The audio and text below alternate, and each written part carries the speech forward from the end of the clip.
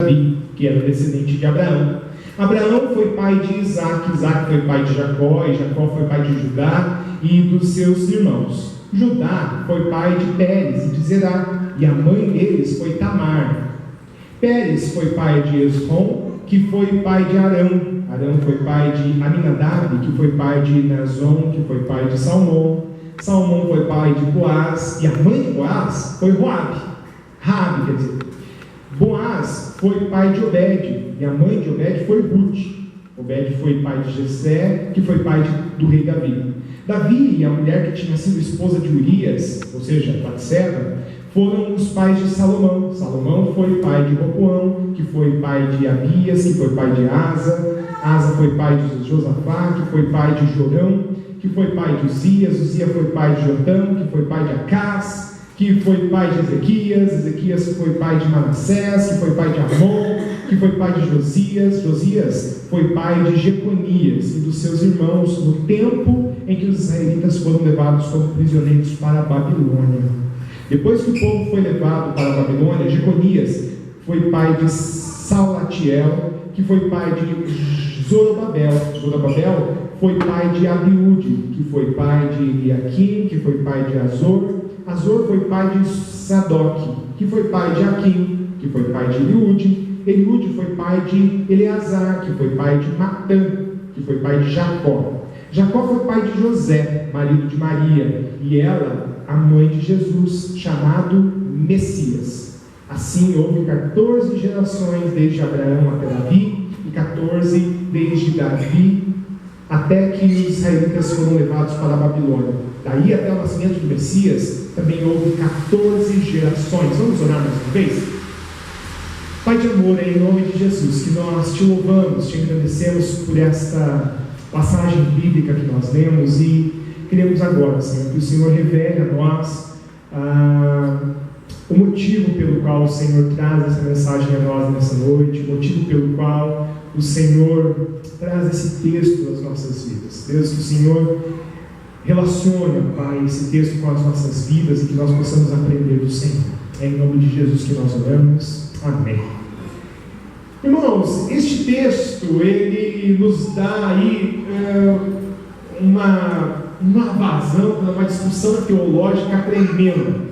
Porque se nós formos comparar com a genealogia do livro de Lucas, não bate. Não bate. Se você for pegar o livro de Lucas e comparar a genealogia, não bate. Alguns teólogos vão dizer que essas duas genealogias tratam de José, pai de Jesus, e Maria, mãe de Jesus. Sendo que aqui em Mateus nós vemos a genealogia a partir de José, e em Lucas a genealogia a partir de Maria. Tá? Esse é um dos grandes pensamentos, talvez o maior pensamento. Mas existem outras situações também muito interessantes. A situação é que Mateus, ele retrata um Jesus que é Messias, um Jesus que é o rei de Israel, o rei dos judeus. Enquanto Lucas, nós vemos um Jesus homem comum, normal, como eu e como você. Então, quando nós vemos o texto sagrado trazendo duas genealogias, eu quero te incentivar a ler, a pesquisar, a procurar, a estudar, porque isso é muito importante. Agora, vá com a sua mente entendendo que o escritor bíblico, ele quis trazer para nós essa informação de que a genealogia de Mateus, ela traz um Cristo que é rei de Israel, rei dos judeus. Já a genealogia de Lucas traz um Jesus ser humano, um Jesus homem, que comia, que bebia, que se assentava e levantava, que dormia, que descansava, um ser humano como todos nós. Então nós vamos ver esta relação dessas duas genealogias. Agora, o que eu quero trazer para os irmãos nessa noite é algo ainda mais fascinante, que é o porquê da genealogia estar registrada nas Escrituras. Em primeiro lugar, o povo judeu, ele era muito afixado ou ficcionado por genealogia. Tanto que nós vamos ver que muitos problemas em Israel se dão por causa de genealogia. Quer ver um assunto muito interessante? Abraão teve 2 filhos, não é isso? Só 2? Não foi só 2 filhos, tá? Ele depois teve outros filhos, depois da morte de Sara. A Bíblia vai contar que ele casou-se com Quetura, né? Uma africana, e teve outros filhos ainda. Mas a Bíblia conta que Abraão mandou esses filhos para bem longe, para não contenderem, para não terem desavenças com Isaac, o filho da promessa. Abraão teve Ismael antes de Isaac, e este Ismael deu origem à maioria das nações árabes, em especial o povo da Arábia Saudita. E Isaac foi aquele que deu origem ao povo de Israel, ao povo judeu. Agora, se nós formos pensar assim nessa questão de filho, pai, a gente já vê que dá bastante confusão. Agora pensa na genealogia de Jesus agora.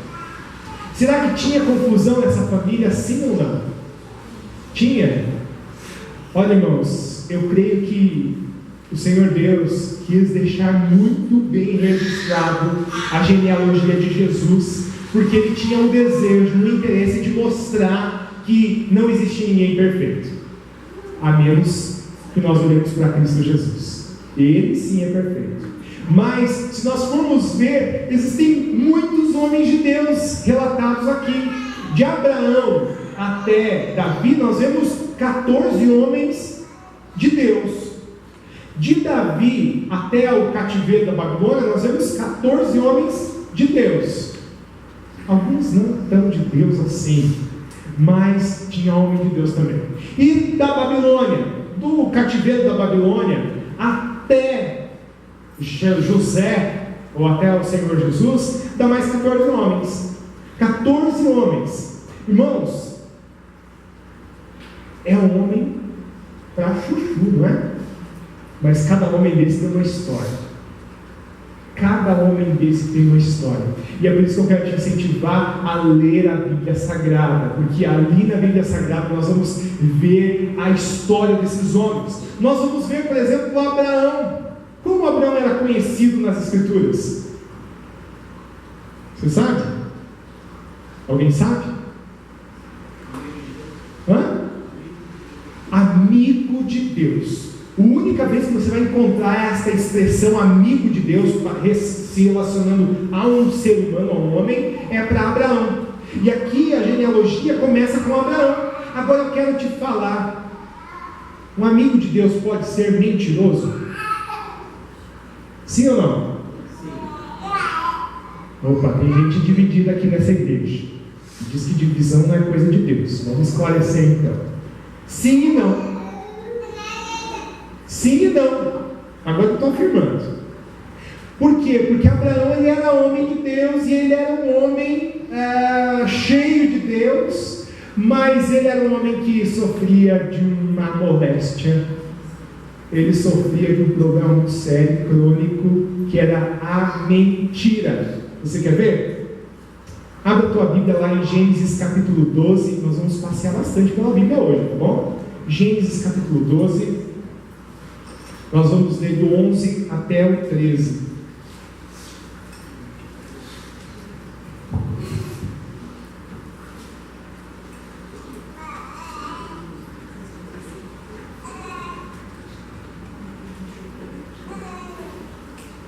Se alguém abriu lá, pode ler para nós bem alto, por favor. E aconteceu que, chegando ele para entrar no Egito, disse a Sarai sua mulher: Ora, bem sei que a mulher colocou a sacralista. E será que quando os egípcios te virem, dirão: Essa é sua mulher, e matar-me-ão a mim e a ti, te guardarão em vida. Dize: Peço-te que és minha irmã, para que eu já dentro tua causa, e viva minha alma por amor de ti. Misericórdia. O amigo de Deus está mentindo agora. O amigo de Deus está mentindo. Ele mente 2 vezes agora. Ele não contente em mentir uma vez para o rei do Egito, depois ele vai mentir de novo. Irmãos, Abraão era um homem que tinha um problema sério com mentira, mas ele é trazido para a genealogia de Cristo. E quando nós pensamos em Cristo Jesus, nós pensamos assim: ele tem uma história maravilhosa, ele é alguém que foi sobrenatural, e era Deus, e é Deus, mas ele não cometeu pecado algum, sendo ser humano também. Mas quando nós olhamos para os antecessores do Senhor Jesus, nós vemos que só tem pecador. Só tem pecador. E nessa mensagem de hoje eu quero trazer à nossa memória que nós somos a geração de Jesus. E quando eu trago esse tema, a geração de Jesus, quer dizer que nós fomos gerados nele, e a Bíblia vai nos dizer que por meio dele são feitas todas as coisas, inclusive eu e você. Agora nós precisamos ter uma geração espiritual a partir do Senhor Jesus, não somente uma geração de tradição religiosa. Nós precisamos ser gerados espiritualmente em Cristo Jesus. Quando nós olharmos para o nosso passado, olhar para o passado dizendo o passado ficou lá. E quando nós olharmos para o passado de Israel, nós fomos muito parecidos com ele, com a nação de Israel. E hoje eu sou mais parecido com Cristo Jesus. Hoje eu quero ser mais parecido com o Mestre. Hoje eu quero ser mais parecido com o Filho de Deus. Jesus, ele é Filho de Deus, mas ele também é Filho do homem. Em Lucas nós vamos ver isso. Pois o Filho do homem, e várias vezes, pois o Filho do homem, porque Lucas quer dizer justamente isso, que Jesus era ser humano, que ele era filho de pessoas mortais, filhos de seres humanos, mesmo sendo filho de Deus, conforme João, mesmo sendo filho de Deus em todo o Evangelho. Agora, que ele teve uma história, ele teve uma história. E a história de Jesus não é muito interessante se nós formos olhar para os seus antepassados. Quando nós olhamos para a história de Jesus, quem gerou Jesus? Isso num aspecto mais físico, num aspecto humano, num olhar humano. Quem foi que gerou Jesus? Maria. Jesus foi gerado dentro da Virgem Maria. Agora, interessante é pensar que o autor bíblico ele vai trazer José e não Maria como pai de Jesus. Você já percebeu isso? Já reparou? Por quê? Porque para os judeus era o homem a figura central, e eles eram muito, não vou dizer machistas, mas era uma sociedade em que o homem era o balizador. Era o homem que era aquele que tomava as decisões, e depois a Bíblia vai nos trazer que é o aspecto da formação social e da formação familiar, em que o homem é o líder, o homem é o cabeça. A Bíblia fala de capa a capa a respeito disso. Agora, o que eu quero trazer aqui é que mesmo esses homens sendo filhos de homens de Deus, esses homens às vezes não decidiram serem iguais aos seus pais. Você já viu aquelas histórias assim de que o pai é rico, o filho é pobre? Já viu essa história? Como é que é esse ditado mesmo? Os pais nobres, filhos ricos e netos pobres. Não é isso que diz o ditado? Pais nobres, filhos ricos e netos pobres. Porque o ser humano ele tem uma facilidade imensa, uma facilidade muito grande de se corromper. E quem acompanhou aí, eu vou fazer uma alusão breve, rápida e rasteira a um livro e uma série de filmes, Jogos Vorazes. Já assistiram? Jogos Vorazes, muito legal. Eu assisti e achei interessante. Tem gente que lê o livro, né? Eu não tenho paciência para ler esse tipo de livro, mas enfim, é uma história muito interessante, porque quando nós olhamos para aquela história, nós vemos que é a história do ser humano. O ser humano, quando ele alcança o poder, ele é capaz de fazer qualquer coisa. Agora pense em dizer para um ser humano: você é filho de Deus. Pensa em chegar para o ser humano e dizer: olha, você é filho, você é filha de Deus, você está nas cabeças, você não é cauda. Já viu esse tipo de mensagem? Esse tipo de pregação? Deus te pôs por cabeça e não por cauda. Coloca isso na cabeça do crente. Misericórdia. Misericórdia. Você está matando o ser humano. Você não está exaltando ele. Porque o ser humano, quando ele é colocado em lugares altos, ele tem uma facilidade imensa de procurar o abismo. Ele não quer subir mais. Quando nós vemos a Torre de Babel, por exemplo, os seres humanos vão lá e querem subir cada vez mais. Quando eles estão subindo o negócio, eles falam: isso aí não vai dar certo. Isso aí não vai dar certo, porque eles vão subir e eles vão querer subir mais alto. Mas, da ótica divina, Deus olhando para essa situação, Ele está querendo dizer o seguinte: quanto mais alto eles subirem, mais para baixo eles vão. Quanto mais alto esses homens chegarem, mais para baixo eles vão. Porque o sucesso do ser humano, na verdade, é a sua ruína. Quando nós olhamos para homens e mulheres que estão se desenvolvendo, homens e mulheres que estão crescendo, esses homens e mulheres, infelizmente, eles estão em um caminho sem volta, um caminho de perdição. Quando eu falei de jogos vorazes, porque é bem isso a história do livro e do filme. O poder corrompe, porque o poder está atrelado ao ser humano. Quando eu olho para a genealogia de Jesus, eu vejo bem essa história. Abraão, sai da tua terra, da tua parentela, e vai para o lugar que eu te mostrarei. Você terá descendentes como o número das estrelas do céu ou da areia do mar. Abraão, você é importante. Abraão olha para si mesmo e diz: é isso aí, eu sou importante mesmo, é isso aí. Afinal de contas, eu sou filho de Deus, eu sou amigo de Deus. Abraão, ele vive uma mentira. E Abraão, mesmo tendo fé excepcional, Abraão, ele tenta ajudar a Deus. Ele tenta fazer coisas que Deus não aprova, mas mesmo sendo amigo de Deus. Eu estou falando mais de Abraão, mas se você for olhar para toda a genealogia de Jesus, você vai ver pessoas mentirosas. Quer ver?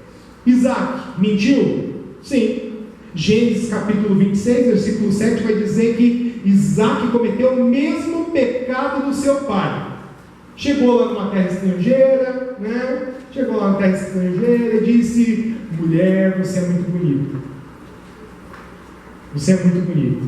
Fala lá para todo mundo que você é minha irmã. Não fala que você é minha esposa não, porque senão eles vão me matar. Alguém já abriu lá Gênesis 26, 7? Pode ler para nós?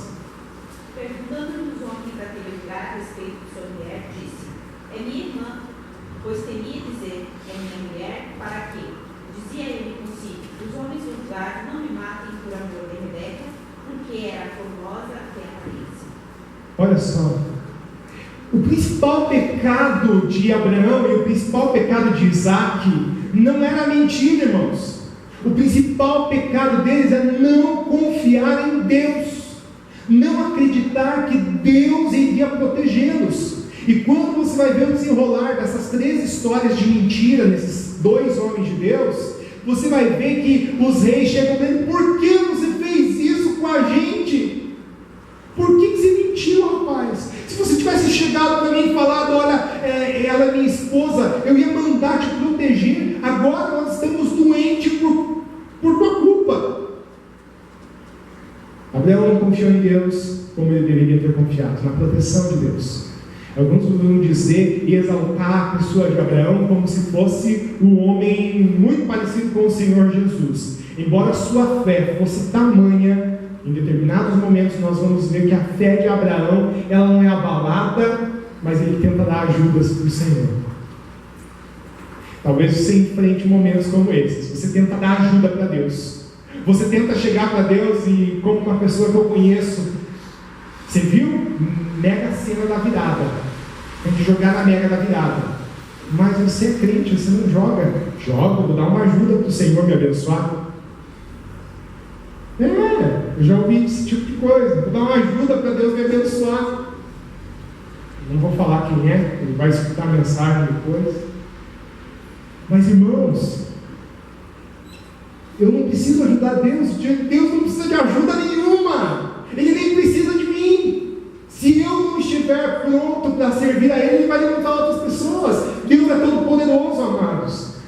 gente às vezes não confia no Senhor, a gente tenta dar ajudinha para Deus. A gente tenta fazer as coisas do nosso jeito, porque aí a gente ora, né? Senhor, me abençoa, mas eu já vou mexendo nos meus pauzinhos, eu já vou correndo atrás, eu já vou dando um jeitinho. Senhor, vai me ajudando, mas eu já vou fazendo. Eu não tenho a paciência de esperar Deus agir, eu não tenho a paciência de deixar o Espírito Santo convencer, o Espírito Santo preparar o coração, eu não tenho paciência de que Deus arranje alguma coisa para mim. Eu quero te dizer, não seja como Abraão, não seja como Isaac, que buscaram ajudar o Senhor. Senhor, eu vou te ajudar a me proteger, tá bom? Vou mentir uma mentirinha aqui, ó. Mas é só para o Senhor, para eu ajudar o Senhor a me proteger. Depois, tem outros pecadores na história da família de Jesus. Jacó. Ele era tão mentiroso, irmãos. Eu acho que ele herdou a mentira acumulada de Abraão, de Isaac, chegou até nele. Acho que acumulou. Ou de repente acumulou de tão mentiroso que o bicho era. Eu acho que acumulou a mentira desde Adão. Sete, assim mais. Porque o nome Jacó quer dizer mentiroso. O nome Jacó quer dizer trapaceiro, quer dizer suplantador, aquele que quer outro lugar que não é seu. Nós vamos ver a história de Jacó em Gênesis 27, não precisa abrir lá, porque é uma história bem comprida, e a história vai dizer que Jacó, ele era tão traiçoeiro, tão mentiroso, homem de Deus, tá bom? Homem de Deus, antecessor de Cristo Jesus. Jacó, ele era tão mentiroso, tão traiçoeiro, que ele comprou a primogenitura do seu irmão por um prato de comida. Depois de comprar a primogenitura do seu irmão, não satisfeito, ele vai e rouba a bênção da primogenitura do seu irmão, porque era costume entre os judeus que eles chamavam o seu filho mais velho e abençoavam o filho mais velho, dizendo: você vai ser o cabeça, você vai ser o cara que vai dominar toda a família, você é o meu herdeiro, não só das coisas que eu tenho, você é herdeiro da minha autoridade, você é o herdeiro do meu poder, você é o herdeiro de tudo. Não quer dizer que os outros filhos não recebessem herança, tá bom? Todos os filhos recebiam herança, todos os outros filhos recebiam herança em partes iguais. O filho mais velho, ele recebia a maior parte da herança, porque ele tinha que continuar o legado do seu pai. Tá certo isso? Não sei. Vou ser bem sincero para você, eu não sei. De um aspecto, você vai ver que nós, olhando para a nossa justiça humana, está errado. Mas eu creio que Deus queria mostrar algumas coisas para nós. Esse aspecto da herança, por exemplo, mostra que Cristo Jesus, Ele é o herdeiro de Deus. Acontece que com Cristo Jesus essa história toda muda, porque nós somos co-herdeiros com Cristo, não é isso que a Bíblia diz? Nós somos co-herdeiros com Cristo, a mesma herança que Cristo Jesus tem na eternidade nós teremos. É claro, Ele é Deus, então nós nunca vamos chegar na altura, no patamar de Cristo Jesus, mas nós somos co-herdeiros com Ele das promessas. Agora, Jacó mentiu para conseguir a herança, Jacó mentiu para conseguir a bênção, Jacó mentiu depois para conseguir um rebanho. Não, pastor, lá vai dizer que o Senhor dava estratégia para ele. Sim, mas antes do Senhor dar estratégia para ele, ele foi lá e fez algumas coisinhas lá que também não devia fazer. Jacó era um homem que, depois de tudo, nós vemos uma transformação na vida de Jacó. E aí nós fazemos um parênteses e uma pausa nessa história dos ascendentes de Cristo, porque Jacó, ele é um homem que mostra arrependimento. Jacó tem um episódio maravilhoso na sua vida. Ele cruza o val de Jaboque, e ali ele tem uma luta com um anjo. O anjo chega para ele e fala: Jacó, está tudo errado. Como é teu nome? É Jacó, Senhor. Ah, Jacó. Jacó quer dizer mentiroso, suplantador, safado, sem vergonha, não vamos xingar o outro, né? Jacó, não é mais Jacó. A partir de agora o teu nome vai se tornar Israel, porque lutaste com os homens e com Deus e fostes vitorioso. E Israel quer dizer aquele que vence a Deus, ou algumas traduções um pouco melhorzinha vai dizer um príncipe vencedor de Deus. Jacó se torna Israel, e aí por isso o nome Israel para o povo de Israel, porque são descendentes de Jacó. Jacó tem 12 filhos, e a história não para por aí. Nós vamos então para Judá, um dos filhos de Jacó. Judá foi um homem assim, irmãos, um homem muito legal, que consentiu que o seu irmão José fosse morto. Depois ele falou: não mata o menino, não mata o menino, só joga ele numa vala e vamos vender o piá. Legal esse irmão, né? Legal, bem legal, bem legal, né?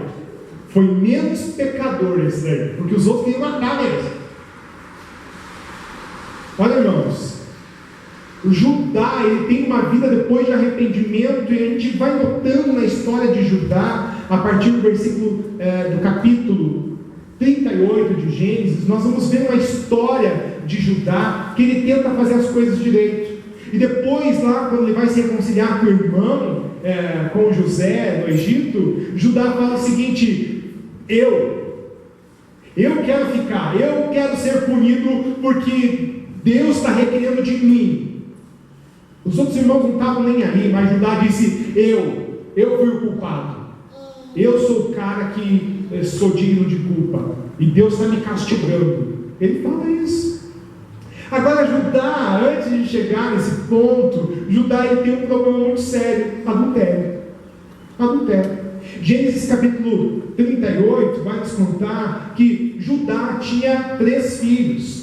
E o costume era que o filho mais velho se casasse, constituísse família, recebesse a herança do pai e assim por diante. Acontece que o primeiro filho de Judá não agradou a Deus, e naquela época escreveu, não leu, o fogo do céu caía e a pessoa morria. Era assim que funcionava o negócio. Misericórdia da nossa vida se fosse assim hoje, né? Ó, você está mentindo, pá, fogo do céu caiu, pronto, acabou. Próximo, né? Irmãos, nessa história de Judá e Tamar, nós vamos ver uma fila andando. Chega o próximo, vai lá e tem que casar com a filha, com a esposa do irmão, para constituir descendência do irmão. Era a lei. A lei naquela época era assim. Então o filho mais velho casava-se, aí ele casava, bem bonito, não tinha filho, morria. O próximo irmão da fila tinha que casar com essa mulher, dar um filho para ela, em homenagem ou em honra, em nome do irmão mais velho. Olha, pastor, você concorda com isso? Não, eu não. Talvez você não concorde também. Tem mistérios na Bíblia, amados, que a gente não entende, e eu prefiro não entender para não ficar mais louco. Louco eu já prefiro ser por Jesus. Então tem coisa na Bíblia que eu não entendo, e vou dizer para vocês: tem seminário que o pessoal vai estudar, que o pessoal vai discutir esse assunto e não chega a conclusão nenhuma. Aliás, durante séculos a igreja tenta explicar o que é inexplicável. Então não se preocupa com isso, só entenda que aconteceu. Judá ficou com medo. Judá ficou com medo porque ele não teria mais descendentes, porque só restava um filho agora. E o piá era pequenininho. E ele disse para a mulher, para Tamar, sua nora: olha, espera o piá crescer. Quando o piá crescer, ele casa com você e te dá descendentes. Porque os 2 irmãos anteriores tinham morrido, que desagradaram a Deus. Agora então, Tamar se vê numa roubada. Uma mulher que foi rejeitada, uma mulher que foi abandonada, mesmo sendo uma mulher direita, uma mulher honesta. Nós vamos ver isso em Gênesis 38. Depois Judá vai dizer para os homens, ela é muito mais honesta do que eu. Então ela é uma mulher honesta. Acontece que ela tentou dar uma ajuda para Deus. E Tamar vai aparecer mulheres numa genealogia. Mulheres não apareciam. Mulheres, elas eram retiradas do mapa ali. Mas a primeira mulher que aparece é Tamar. Uma mulher que se prostituiu, que deu uma ajuda para Deus, dar um filho para ela. Tamar, um belo dia, o Piara estava crescido lá, filho de Judá, e Tamar diz o seguinte: olha, eu não vou ficar esperando não. O negócio não está acontecendo, vou dar uma ajuda para Deus. Parou no meio do caminho lá, que Judá estava dando uma volta lá, se vestiu de prostituta. As prostitutas naquela época, elas usavam roupas chamativas, mas roupas bem características. E as mulheres naquela época não mostravam o rosto, nem prostitutas, nem mulheres de lei. As mulheres cobriam o rosto com o véu. Tamar para no meio do caminho e vai lá, seduz Judá. Judá chega e vai junto. E Tamar da vida, daqui a pouco, e ela se esconde. E eu não sei, é uma coisa que eu também não entendo, irmãos, e você também não vai entender, e talvez você não tenha uma resposta satisfatória para me dar. Eu já estudei bastante, mas não vi uma resposta satisfatória. Como é que o homem ia para a noite de núpcias, ou ia para uma noite com uma mulher e não via quem era? Eu não sei. Porque o Judá não sabia que era Tamar que ele estava deitado. Não sabia. Agora, eu fico pensando, Tamar, ela tentou dar uma ajuda para Deus, né? Se escondeu novamente, e um dia a barriga começou a aparecer. Judá foi procurar quem era a prostituta, não achou, e a barriga começou a crescer. Um dia trouxeram Tamar para ajudar. Judá, mata ela. A lei diz que tem que matar ela, porque ela não aguardou o teu filho, e antes disso ela foi lá e engravidou de outro peão aí, então mata ela, Judá. Judá vai, opa, vou matar ela então. Vou matar ela. Acontece que, como pagamento, ou como segurança de um possível pagamento, Tamar, ela segura um bordão. O que era um bordão? Era como se fosse uma corda que tinha uma marca. Era a marca de Judá. E um cajado. O cajado era a marca de um homem. Quando olhavam para o cajado, aquele é o cajado de Judá, aquele é o cajado de Jacó, aquele é o cajado de fulano. Então, ele deixou essas duas ferramentas com Tamar. E Tamar, então, diz: espera lá, não me mata ainda, só deixa eu mostrar um negócio. Quem me engravidou foi o dono desses dois objetos aqui. Gente, e aqui vem um escândalo, porque todo mundo sabia quem era o dono dos objetos. Quando você vê que Judá vai se entregar dizendo: eu sou mais pecador do que ela é santa, eu que sou pecador, é porque ele está tentando fugir também, porque todo mundo sabia que aquilo era a marca de Judá. Judá, um adúltero, um pecador. Tamar, uma mulher que nem devia estar na genealogia, mas aparece, mas Tamar era prostituta. Pastor, não, foi só uma vezinha. Não deixa de ser prostituta por causa disso. A prostituição, irmãos, ela é repudiada pela Bíblia. E a prostituição vai muito além de uma noite de sexo por pagamento em dinheiro. E aqui eu tenho que fazer uma denúncia terrível, porque existem mulheres casadas que se prostituem com o seu marido. Pastor, como assim? Sim. Tem mulher que usa o sexo como moeda de troca com o seu esposo. Tem mulher que faz isso. Isso não deixa de ser prostituição e pecado. Se você, marido, só dá as coisas para sua esposa por causa de uma noite, você também está em pecado. Isso é muito duro. Isso é muito triste. Tamar era uma prostituta, mas nós vemos outras prostitutas. Nós vamos ver que depois pula aí e vamos dar um pulo bem grande. nós vamos para Raabe. Raabe também aparece na genealogia de Jesus. E Raabe, ela era uma prostituta em Jericó. Abre a tua Bíblia lá em Josué, capítulo 2. Josué, capítulo 2, só o versículo 1. Nós estamos falando de Josué, tá bom? O conquistador de Israel, sucessor de Moisés, muitas gerações, ou pelo menos 400 anos de distância de Judá, tá bom? Dá mais ou menos 400 anos de distância de Judá a Josué. Se alguém achou lá Josué capítulo 2, versículo 1, leia para nós. De Setim enviou Josué, filho de Nun, 2 homens, secretamente como espias, dizendo: andai e observai a terra e a Jericó. Foram, pois, e entraram na casa de uma mulher prostituta, cujo nome era Raabe, e pousaram ali.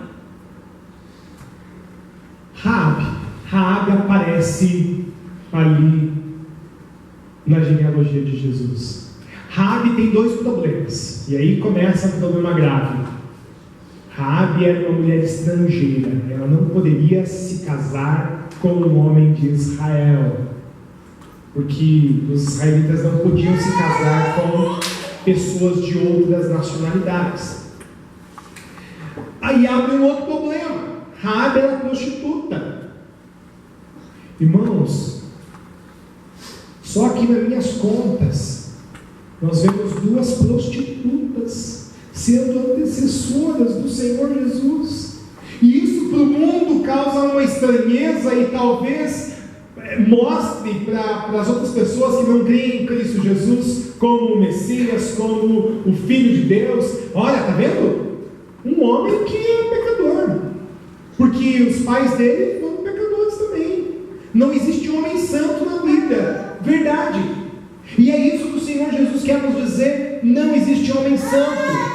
E aí eu quero dizer para você: não espere se santificar, não espere estar pronto, não espere estar perfeito para servir a Deus, para entregar a sua vida a Jesus. Não espere estar 100%, porque você nunca vai estar.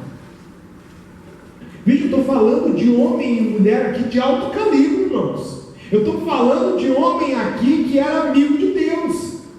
Amigo de Deus. Eu estou falando de homem aqui que ouvia o Senhor Deus falar no seu ouvido. Não espere estar santo para fazer alguma coisa para o Senhor, porque santo não é aquele que não peca. Santo é aquele que é santificado por Jesus Cristo. Então não espere, não espere. Faça a decisão por Jesus hoje. Faça a decisão por andar com Cristo hoje. Não espere para amanhã. Podemos dar um pulo? Ruth, livro de Ruth, do capítulo 1, do 1 até o 4, vai nos contar a história de um homem que sai de Israel por causa da sua condição. A condição de Israel estava terrível, e ele vai para as terras de Moabe. Chega nas terras de Moabe, e eu vou dizer para vocês: se existia inimigo do povo de Deus, eram os moabitas. Era gente que não tinha relacionamento com Deus, era gente impiedosa, era gente que fazia o que Deus não aprova, era gente bem ruim. Agora, Malom e Quilion vão lá e se casam com 2 moabitas. Quem são as 2? Lembra? Uma é Ruth e a outra? Boaz é o pai de Malom e Quilion, né? Orfa, né? Orfa, isso? Orfa e Ruth, 2 moabitas. Noemi, uma mulher de Deus, esposa de Boaz, fica viúva, fica sem os 2 filhos e fala para Ruth e para Orfa: vão embora porque eu sou uma pobre coitada. Aí eu lembro de alguém que fala assim: eu sou uma coitada, ninguém me ajuda. E Noemi diz: vai embora, vocês 2 vão embora. Orfa, pega aí, beleza, estou indo então. fui. Ruth diz: não, eu vou para onde você for, e a partir de hoje o teu Deus será o meu Deus, e o teu povo será o meu povo. Irmãos, isso é tremendo demais. Isso me deixa assim, cheio de esperança quando eu leio esse texto. Ruth é um dos meus livros prediletos da Bíblia, porque mostra uma história de uma mulher que tinha tudo para dar errado, mas é uma mulher que vai e se rende aos pés do Deus Todo-Poderoso. Ruth vai e tem um encontro pessoal com Deus, porque ela passa a confiar no Deus de Israel. Ruth, ela tem uma vida dedicada ao Senhor a partir daquele momento, e ela não só se dedica ao Senhor, mas se dedica à sua sogra, que nem sogra mais era. Ela podia ter abandonado Noemi, mas não, ela fez questão de seguir Noemi para onde quer que ela fosse.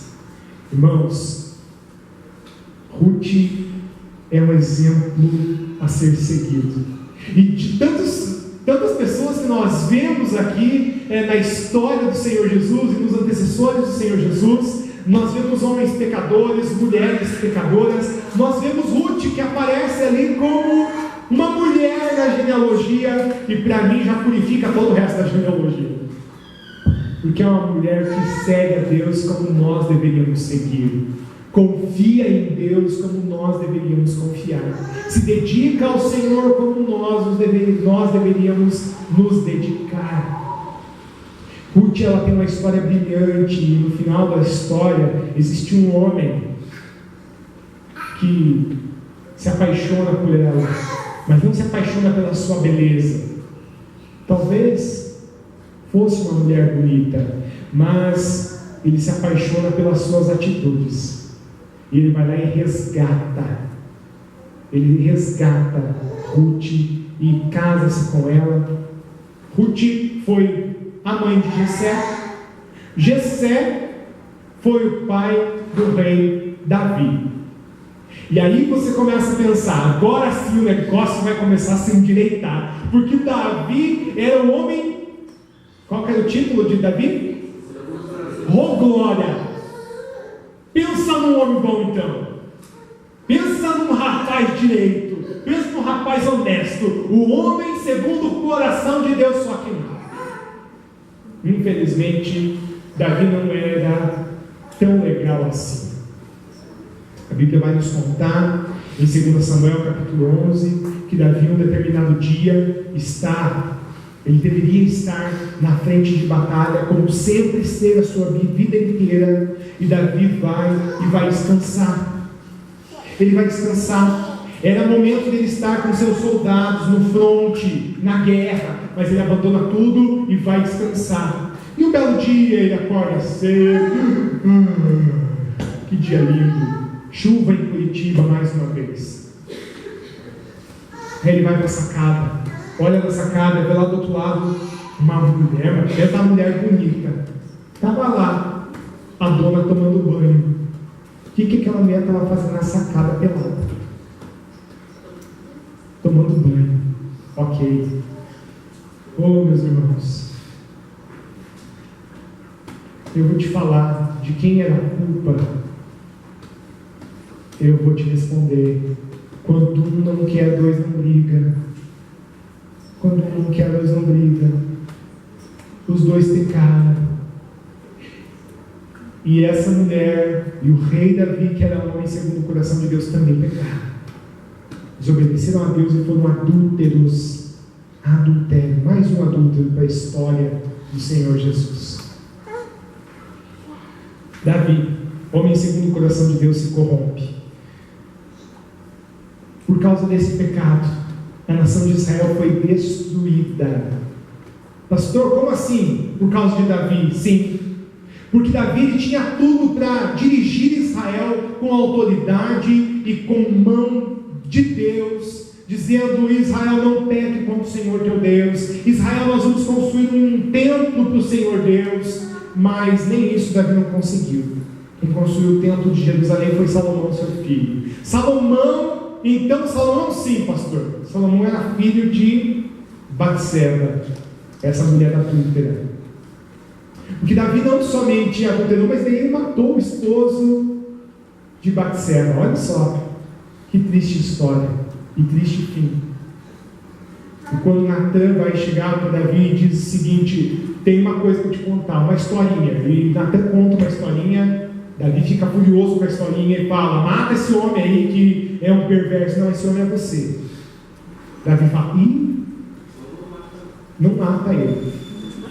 Não mata ele, não, ele é gente boa, ele é um homem segundo o coração de Deus.